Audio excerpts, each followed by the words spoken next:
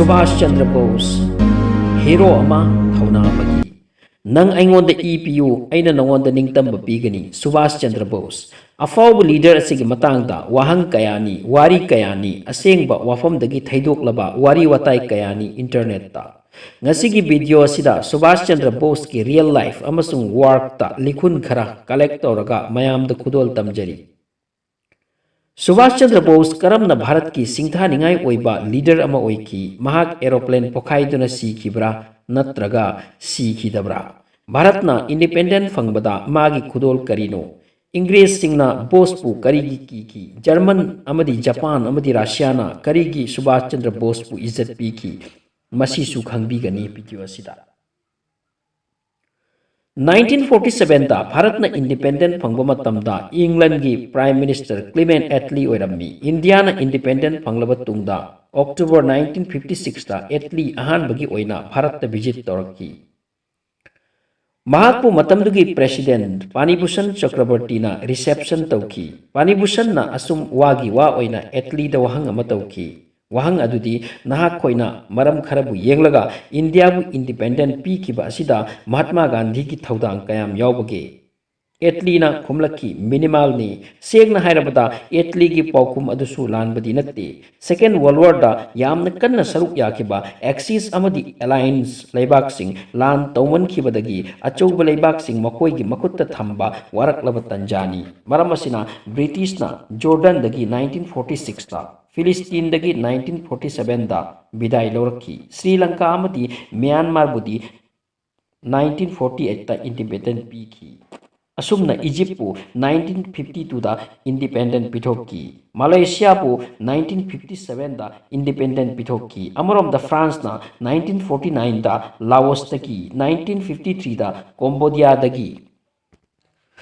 Aduga 1954 da Vietnam dagi makhoi gi potyom napi tawduna hanki. Amorom da Netherlands su 1949 da Dutch East India amadi Indonesia dagi chenki. Khangadabadi hairiba laibak sing asida Bharat natana kadai da su Mahatma Gandhi pokhide lairamde adu oirabasu masigi laibak sing ase independent oiki masigi maram karino. Ngasidi achouba itihaskar ayam bagi wakhal matunginna masigi laibak sing ase independent oiki banate independent ohen kibani. Masigi damak indirectly Hitler bu maram amani khangera natraga Mahatma Gandhi gi Andalon singbu maram amani khangera. Attlee amadi entire British community na Bharat ki independent ki mangda amasung tungda kanabu tasengna kirambagi hairagati nupa ama khaktabuni amasung madugi nupa aduni Subhas Chandra Boss wafam asimak Attlee na hairamki.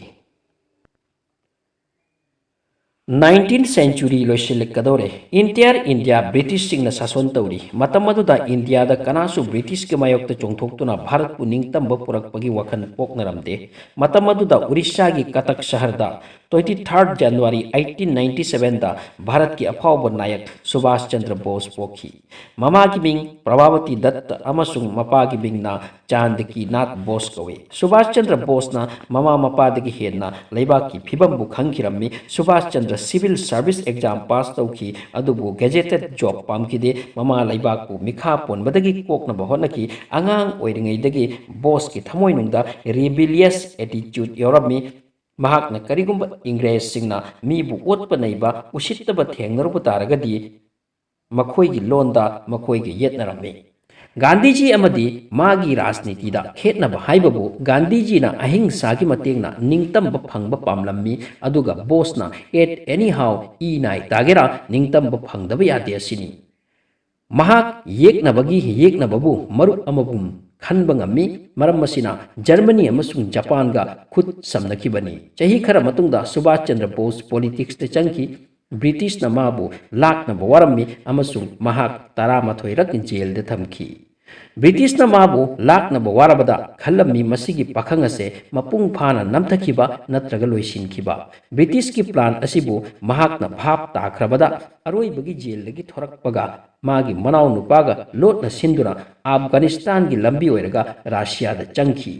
Mafamduda mahakna Joseph Stalin ga unai aduga hai nahak aigi yeknabani aduna aigidi nahak maruk oire. स्टालिनना मंगोंदा German currency पीनबा सिल्ली अदुदगी जर्मनदा चटखिदुना हिटलरगा उनखी हिटलरना मागी मतेंग पांगबगीदमक रेडी ओइखी असुमना फॉरेन द लैरगा भारत की निंगतंब पुरकनबगीदमक सिपाई सेमबा हौगतखी ब्रिटिश का जर्मन का सेकेंड वर्ल्ड वॉर दा सोकनबदा जर्मन ना फाजिनखिबा ब्रिटिश इंडियन फोर्स सिंग अदुबु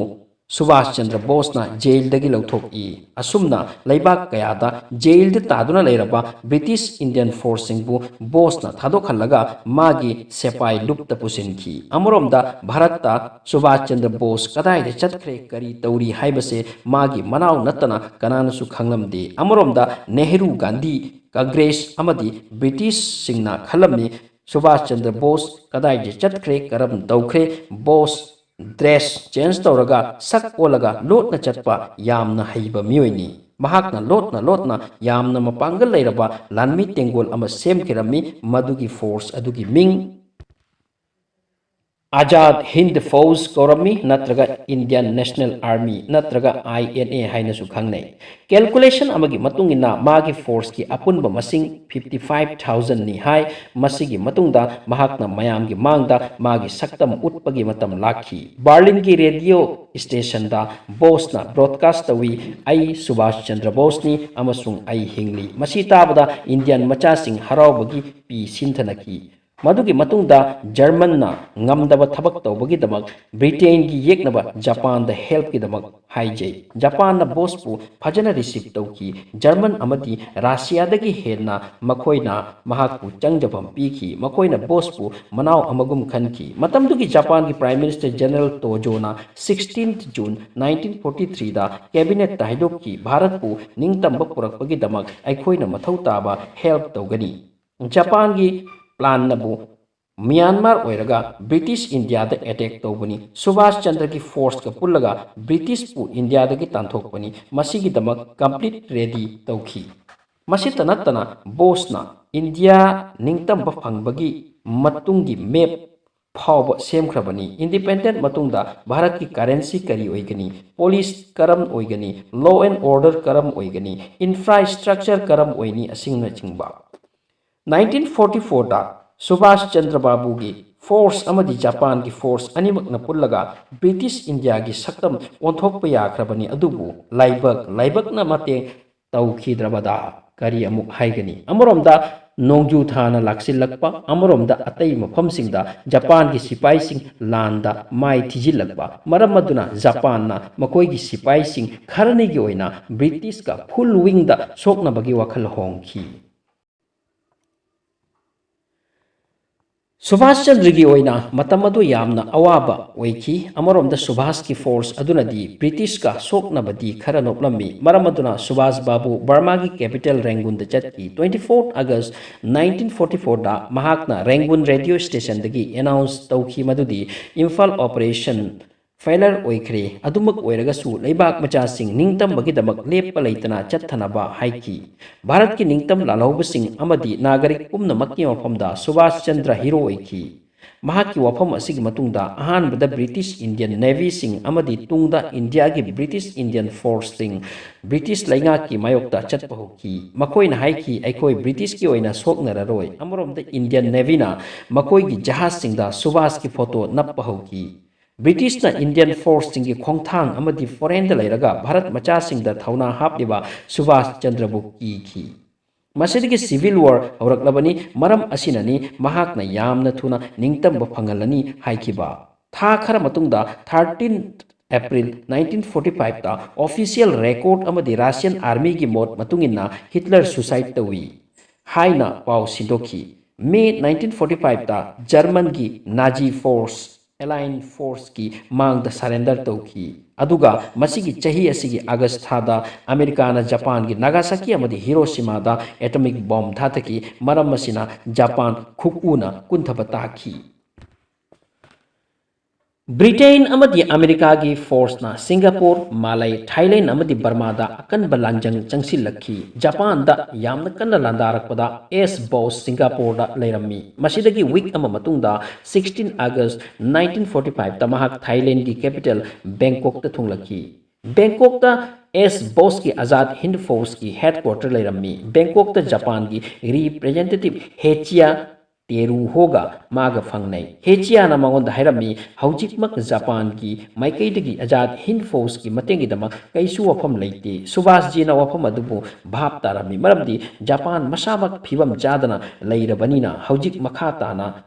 chathagada lalong di masana sinjagadabani. Ajad Hind Force ki ADC oiramba Colonel Habibur Rahman na sumna hai Japan ga meeting toraba tungda ahing ado Netaji tumba yaramde mathangi numit 17 August 1945 Mahak INA gi plane tongduna ayuk Bangkok tagi chakki amasung nungthilda Vietnam gi Ho Chi Minh City gi mi leitaba airport ta landing torami plane da mag loinana mag marup sing खुदमोइना ASIR Colonel Pritam Singh Devnath Gujral Singh Rahman amasung Abir Hassan na chingba officer sing yorami mafam aduda plane amaga landing tawraki madu Japan gi Lieutenant General Ishoda gi oirami Ishoda na mafam duda Netaji da haiki haujik Indian National Army ki plan makhada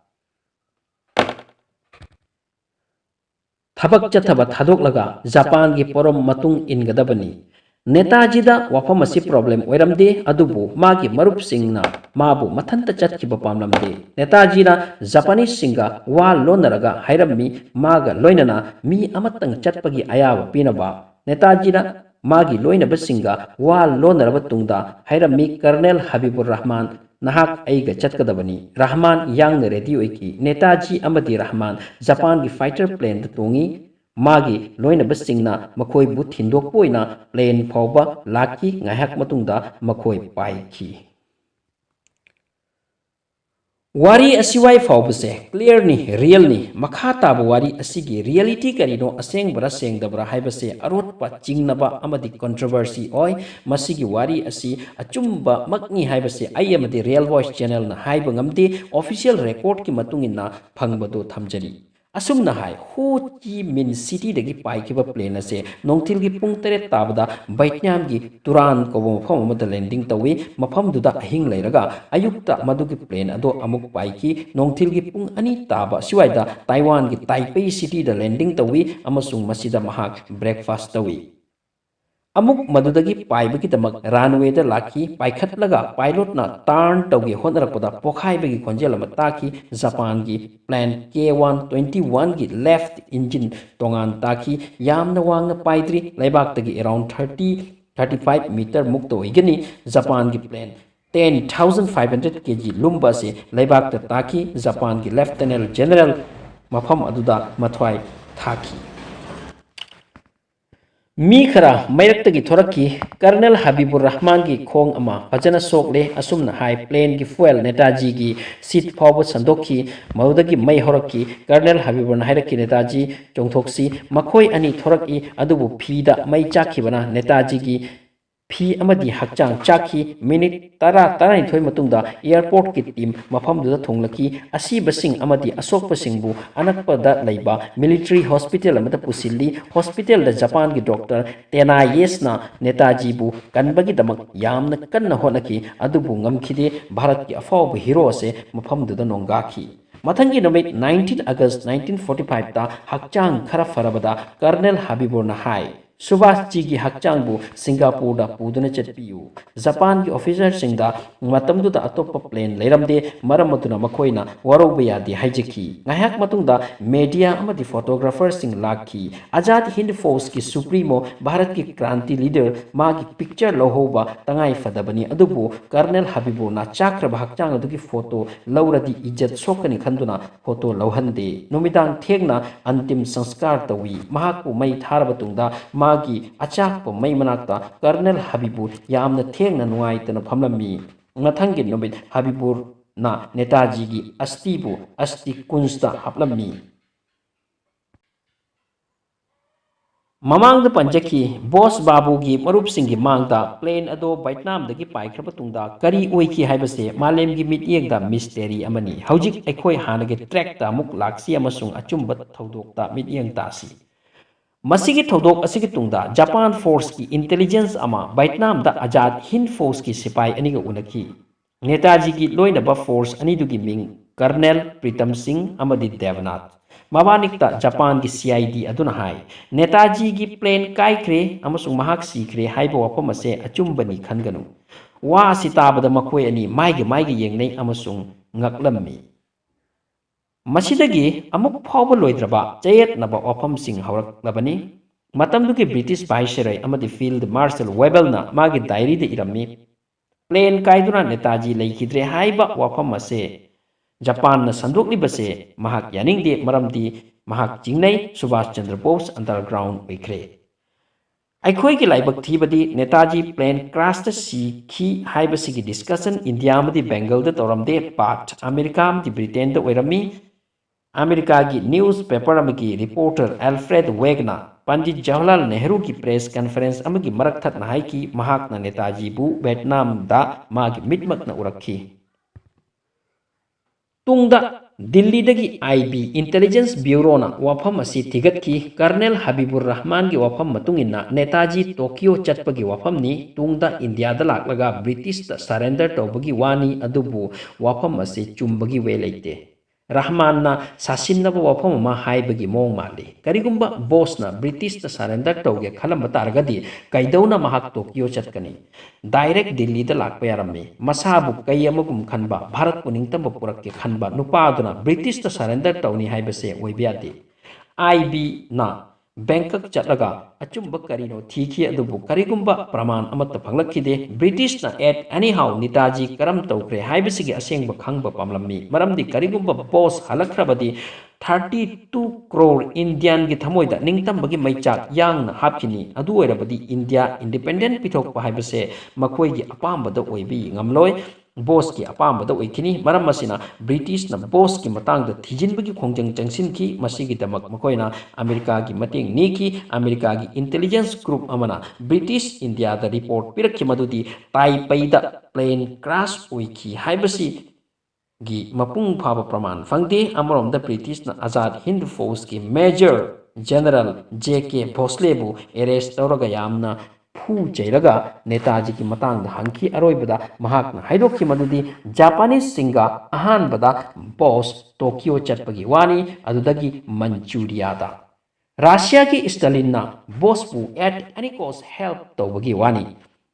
ꯃꯁꯤꯒꯤ ꯃꯔꯝ ꯑꯅꯤꯅꯤ ꯔꯥꯁꯤꯌꯥꯅ ꯌꯨꯔꯣꯞꯇ ꯑꯃꯦꯔꯤꯀꯥꯒ ꯐꯖꯅ ꯈꯨꯠꯁꯝꯅꯔꯒ ꯂꯥꯟ ꯇꯧꯈ꯭ꯔꯕꯁꯨ ꯇꯨꯡꯗꯗꯤ Russia ꯑꯃꯗꯤ America ꯁꯣꯏꯗꯅ ꯊꯤꯅꯔꯛꯀꯅꯤ ꯍꯥꯏꯕꯁꯦ Russia ꯈꯪꯉꯤ ꯑꯃꯁꯨꯡ ꯃꯥꯂꯦꯝꯒꯤ ꯂꯩꯕꯥꯛ ꯑꯌꯥꯝꯕ ꯂꯨꯞ ꯑꯅꯤꯗ ꯈꯥꯏꯗꯣꯛꯂꯒꯅꯤ ꯃꯔꯝ ꯑꯁꯤꯅ ꯁ꯭ꯇꯥꯂꯤꯟꯅ ꯁꯨꯚꯥꯁ ꯆꯟꯗ꯭ꯔ ꯕꯣꯁꯄꯨ ꯃꯌꯥꯏꯗ ꯊꯝꯂꯒ ꯔꯥꯁꯤꯌꯥꯒ ꯖꯄꯥꯟꯒ ꯔꯤꯂꯦꯁꯟ ꯁꯦꯝꯕ ꯄꯥꯝꯂꯝꯃꯤ ꯑꯃꯁꯨꯡ ꯏꯟꯗꯤꯌꯥꯕꯨꯁꯨ ꯁꯨꯚꯥꯁ ꯆꯟꯗ꯭ꯔ ꯕꯣꯁꯀꯤ ꯃꯇꯦꯡꯅ ꯐ꯭ꯔꯦꯟ ꯀꯟꯇ꯭ꯔꯤ ꯁꯦꯝꯕ ꯄꯥꯝꯂꯝꯃꯤ ꯁ꯭ꯇꯥꯂꯤꯟꯅ ꯏꯟꯗꯤꯌꯥꯕꯨ ꯃꯇꯦꯡ ꯇꯧꯅꯤꯡꯕꯒꯤ ꯋꯥꯈꯜ ꯃꯥꯒꯤ ꯄꯥꯔꯁꯅꯦꯜ ꯑꯣꯏꯕ ꯋꯥ ꯈꯔꯁꯨ ꯂꯩꯔꯝꯃꯤ ꯑꯅꯤꯁꯨꯕꯅ ꯒꯥꯟꯙꯤꯖꯤꯒꯤ ꯑꯍꯤꯡꯁꯥ ꯅꯤꯇꯤꯕꯨ ꯁ꯭ꯇꯥꯂꯤꯟ ꯌꯥꯔꯝꯗꯦ ꯑꯃꯁꯨꯡ ꯖꯋꯍꯔꯂꯥꯜ ꯅꯦꯍꯔꯨꯕꯨꯗꯤ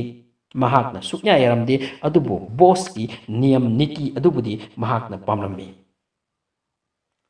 ꯁꯨꯚꯥꯁ ꯆꯟꯗ꯭ꯔ ꯕꯣꯁ ꯔꯥꯁꯤꯌꯥꯗ ꯂꯩ ꯍꯥꯏꯕꯁꯤꯒꯤ ꯄꯥꯎ ꯏꯟꯇꯦꯂꯤꯖꯦꯟꯁ ꯕ꯭ꯌꯨꯔꯣ ꯑꯃꯗꯤ ꯕ꯭ꯔꯤꯇꯤꯁ ꯏꯟꯇꯦꯂꯤꯖꯦꯟꯁꯇ ꯍꯟꯅ ꯂꯥꯛꯈꯤ ꯑꯗꯨꯕꯨ ꯃꯈꯣꯏꯒꯤ ꯈꯨꯠꯇ ꯃꯍꯥꯛꯄꯨ ꯇꯥꯍꯟꯕ ꯉꯝꯂꯝꯗꯦ ꯑꯃꯔꯣꯝꯗ ꯚꯥꯔꯠꯇ 1955ꯇ ꯁꯥꯍ ꯅꯋꯥꯖ ꯀꯃꯤꯁꯟ ꯑꯃꯁꯨꯡ 1970ꯗ ꯘꯣꯁꯂꯥ ꯀꯃꯤꯁꯟ ꯐꯝꯍꯟꯈꯤ ꯀꯃꯤꯁꯟ ꯑꯅꯤ ꯑꯁꯤꯅ ꯕꯣꯁꯀꯤ ꯄ꯭ꯂꯦꯟ ꯀ꯭ꯔꯥꯁꯄꯨ ꯑꯆꯨꯝꯕꯅꯤ ꯍꯥꯏꯈꯤ ꯑꯗꯨꯕꯨ ꯀꯃꯤꯁꯟ ꯑꯅꯤ ꯑꯁꯤꯒꯤ ꯋꯥꯐꯝꯕꯨ ꯃꯌꯥꯝꯅ ꯍꯦꯛꯇ ꯌꯥꯅꯤꯡꯈꯤꯗꯦ 1999ꯗ ꯃꯨꯈꯔꯖꯤ ꯀꯃꯤꯁꯟ ꯐꯝꯃꯤ ꯃꯨꯈꯔꯖꯤ ꯀꯃꯤꯁꯟꯅ ꯍꯥꯏ ꯁꯨꯚꯥꯁ ꯆꯟꯗ꯭ꯔ ꯕꯣꯁ ꯄ꯭ꯂꯦꯟ ꯀ꯭ꯔꯥꯁ ꯑꯣꯏꯕꯗꯒꯤ ꯁꯤꯕ ꯅꯠꯇꯦ ꯃꯩ ꯆꯥꯛꯇꯨꯅ ꯁꯤꯕꯁꯨ ꯅꯠꯇꯦ ꯑꯍꯥꯟꯕꯒꯤ ꯀꯃꯤꯁꯟ ꯑꯅꯤ ꯑꯁꯤꯅ ꯇꯥꯎꯅ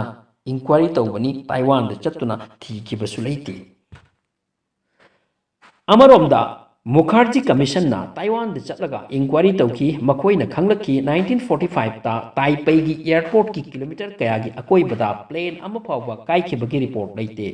ꯃꯇꯝ ꯍꯧꯈꯤ ꯆꯍꯤ ꯀꯌꯥꯒꯤ ꯃꯇꯨꯡꯗ ꯑꯉꯛꯄꯒꯤ ꯊꯧꯗꯣꯛ ꯑꯃ ꯊꯣꯛꯈꯤ ꯅꯦꯄꯥꯜꯗꯒꯤ ꯚꯒꯋꯥꯟꯖꯤ ꯀꯧꯕ ꯁꯥꯙꯨ ꯑꯃ ꯎꯠꯇꯔ ꯄ꯭ꯔꯗꯦꯁꯀꯤ ꯂꯈꯅꯧꯗ ꯂꯥꯛꯂꯒ ꯂꯩꯔꯝꯃꯤ ꯏꯇꯥꯋꯥꯒꯤ ꯁꯨꯔꯦꯟꯗ꯭ꯔ ꯁꯤꯡ ꯀꯧꯕ ꯑꯃ ꯅꯠꯇꯅ ꯁꯥꯙꯨ ꯑꯁꯤꯕꯨ ꯀꯅꯥꯅꯁꯨ ꯈꯪꯗꯦ ꯅꯣꯡꯃ ꯁꯥꯙꯨ ꯑꯁꯤꯒꯤ ꯑꯅꯧꯕ ꯆꯦꯁꯃꯥ ꯁꯦꯝꯕꯒꯤ ꯃꯊꯧ ꯇꯥꯔꯛꯈꯤ ꯆꯦꯁꯃꯥꯒꯤ ꯗꯨꯀꯥꯟꯗ ꯐꯝꯂꯒ ꯑꯅꯧꯕ ꯆꯦꯁꯃꯥ ꯑꯗꯨ ꯆꯥꯕ꯭ꯔꯥ ꯆꯥꯗ꯭ꯔꯥ ꯌꯦꯡꯕꯒꯤꯗꯃꯛ ꯃꯥꯒꯤ ꯀꯣꯛꯌꯦꯠꯅ ꯃꯥꯏ ꯈꯥꯏꯕꯣꯛ ꯀꯨꯞꯁꯤꯟꯕ ꯑꯗꯨ ꯈꯖꯤꯛ ꯍꯥꯏꯗꯣꯛꯍꯜꯂꯒ ꯆꯦꯁꯃꯥ ꯑꯗꯨ ꯎꯞꯂꯝꯃꯤ ꯃꯗꯨꯗ ꯅꯨꯄꯥ ꯑꯃꯅ ꯂꯥꯎꯔꯛꯈꯤ ꯅꯦꯇꯥꯖꯤ ꯃꯅꯥꯛꯇꯨꯗ ꯂꯩꯕꯁꯤꯡꯅ ꯇꯥꯈꯤ ꯃꯌꯥꯝ ꯆꯪꯁꯤꯜꯂꯛꯈꯤ ꯃꯥꯒꯤ ꯅꯥꯛꯇ ꯐꯝꯂꯩ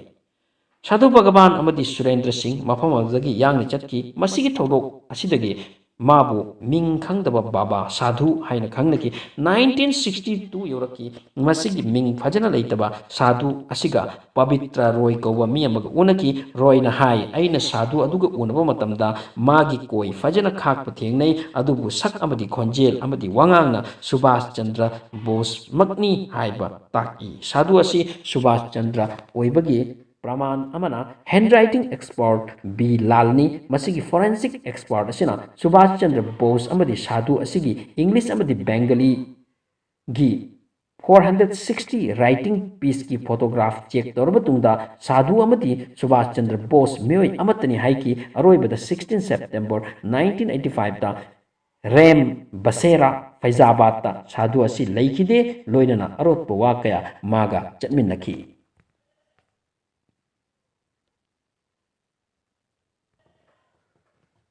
वीडियो लोइसिलक्पसिदा नुंगाइबु वफम अमग थमजगे अर्देंदु सरकार कोबा इंजीनियर अमा राशियादा चटली मफम अदुदा माना प्रूफ अमा फंखि मदुदी 1948 फाउबा सुभाष चंद्र बोस साइबेरियादा लेरमी मदुदगी था खरा मतुंगदा भारत हलकी मदु खंगकलबदा अर्देंदु सरकारना इंडिया की एम्बासीदा चटली मदुदा माना फंगबा प्रूफ सिंग अदु हाई मदुदा मखोइन हाइरक्की राशियादा इंजीनियरिंग गी दमक लाक्लबदी मदु फजना चथबियु मसिगी मतुंगदा विजय लक्ष्मी पंडित की वाफम अमुक लाकी विजय लक्ष्मी पंडित जवाहरलाल नेहरू की मचलनी महाक राशियादा इंडिया की अहानबा एम्बेसडर नि विजय लक्ष्मी पंडित ना मागी टाइमिंग लोइदुना इंडिया दा लाक्लबा तुंगदा पब्लिक मीटिंग अमदा हाइखी मदुदी राशियादा महाकना नुपा अमा उरक्की करिगुंबा मागी मिंग निंगसिंग बतारबदी 15 अगस्त 1946 ता इंडिया ना हराउखिबा अदुदगी हेन्ना मयामना हराउनगनी स्टेज अदुदा पंडित जवाहरलाल नेहरू सुफमलमी महाकना वफम अदो मखा ताहनखिदे ngasisu Subhash Chandra Bose karamna siki haibasi mystery amagum linari amasung masigi mystery ase amuk khenna luba mystery amagum tawi thiraga wahang kaya gi pokum ngasisu phangada wati asigumba video asigi damak real voice channel subscribe tawsin view video asibu yengbugi damak thagasari channel asida anau boyadi subscribe tawsin view aduga islamic videos maruina yengba pamba singna aigi anauba channel reality voice subscribe to sin view madugi link makha thamjari thank you